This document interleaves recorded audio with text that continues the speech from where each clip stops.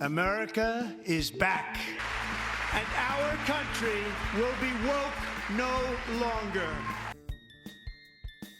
There's that old line attributed to Kissinger that says that being an enemy to the United States is dangerous, but being an ally can be fatal.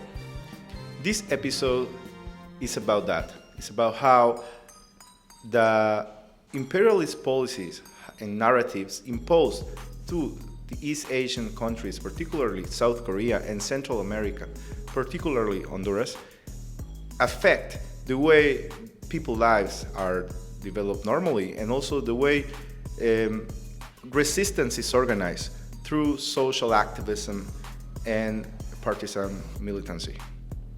This is the Paper Tiger Project, a new way of understanding imperialist politics and an open dialogue for activists, militants, and different places of the world can build collectively alternative narratives to counter-attack this imperialist new domination. So, we are recording from Buenos Aires, and in this occasion, we're having a combo here with my friend Boris, who's joining from Seoul, South Korea, to discuss some interesting topics. Hey, Boris, how are you? Doing good. A bit tired, but all in all, good. Those people were old folks I saw that. who were That's true. using a lot of their money to participate. So, like, say, after the so-called light revolution, this is a term only the liberals use, so it's really annoying, and I get suspicious of anyone who starts using that phrase. Light But revolution, you mean because they're using the little lights? light stick, That the light stick they use at the K-pop concert. Exactly. And that was only at the very first month of protests, and we were doing it for like half a year.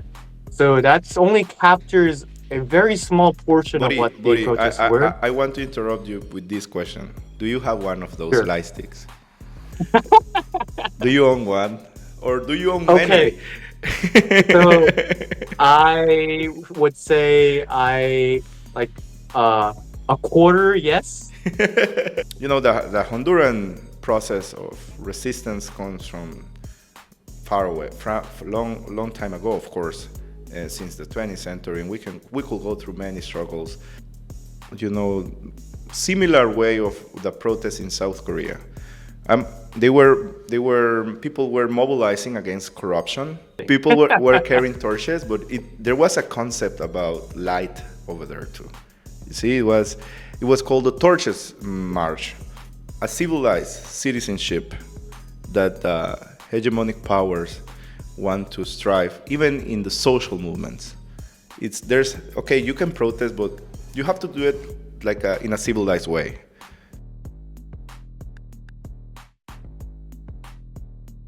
These expressions, which are of course consequences of policy and permanent exposure to certain narratives, they have an objective. And it's when actual deals are made, the important deals, you will have people prepared to basically accept them. That's what we have found. And you know, even if people were protesting for Yoon Suk-yeol's very, very lousy and despotic government, nobody protested massively about the tariffs. That's a very good question. I think, like, why hasn't there been a stronger response in South Korea against the tariffs? Why haven't we seen large mobilizations against it? Despite one of the biggest protests that happened in the past 2 decades, where the social movements, the protests, also candlelights against the USA South Korea free trade agreement. One of the first hypotheses that I had was that, like, from a personal level, Liberation Day launched April 2nd. Mm-hmm. That was before Yoon was finally impeached, as in so the process was that the National Assembly passed an act impeaching the president on December 14th. But the Constitutional Court had to rule on it and accept it. That happened on April 4th. And we were expecting it to happen in February. Maybe it would be late and then be March. But we had like a complete month of postponement, and that drove everybody crazy. And when I mean everybody, I mean all activists that were I remember. grinding. Like after March 8th and Yoon was like released from prison, like people started getting nervous. Is he really getting impeached? Can we believe in this in the system, this like constitutional crisis, that we would needed to focus on getting Yoon out, and then we could move on and protest against that, I guess. Or it was less about like a conscious decision and more flew under the radar. And even with Liberation Day, the tariffs, I mean, the KCT, the trade unions issued statements condemning the tariffs. They're destroying our country. They don't like it when I said that. And I never read Mein Kampf. They said, oh, Hitler said that in a much different way. They're emptying out the insane asylums from all over the world. Why wouldn't they? I would do it if I were running Guatemala, El Salvador, Honduras, Mexico. They're emptying out their prisons into our country. And you know, you have this shock of against humanity happening everywhere. You see, because in Latin America, in particular in Central America, exploitation and using the labor resources as a commodity is normal, has been normal for more than a century by the United States imperialism since their invasions to the Caribbean and, you know, the fruit companies, the banana republics and all this. Because violence has been like a very set aspect of this domination.